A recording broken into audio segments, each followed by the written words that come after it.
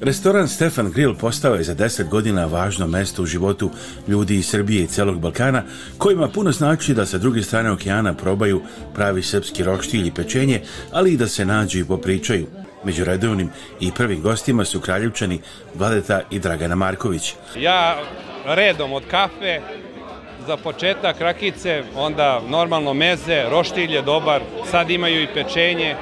Mašina je došla iz Srbije, ja sam mu malo neke svoje tajne oko pečenja pokazao i rekao. Implementiraju se razne stvari i oplemenjuje ovaj prostor i prosto je ovo neka mala srpska oaza po ugledu na Skadarliju. Restoran su otvorili Jovana i Ivan Bojić. Kao i svaki novi biznis, prvih nekoliko godina je baš bilo teško, sada to sve ide bolje, svi znaju za ovaj restoran. Ja vam želim da vas čeka još puno uspješnih godina i nadam se da će naše saradnje također trajati jako dugo.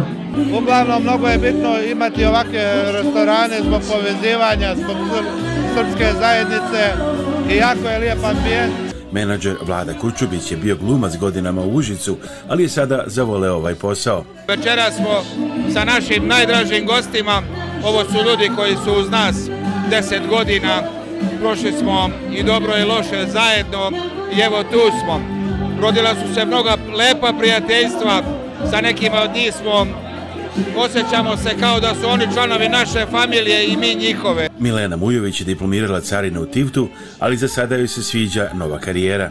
Pa iskreno mogu da vam kažem, najbolja stvar u radu u našem restoranu je što smo okruženi našim ljudima i što je ta prisutnost neke naše zajednice ovdje, što nas čini nekako da smo svi ujedinjeni i da imamo taj neki osjećaj kao da smo kući. Ovaj restoran postaje važan deo života za srpsku i balkansku zajednicu u ovom dijelu Amerike, tako da se svi rade onome što nosi i narednih 10 godina. Iz Čikaga izveštava Aleksandar Žigić.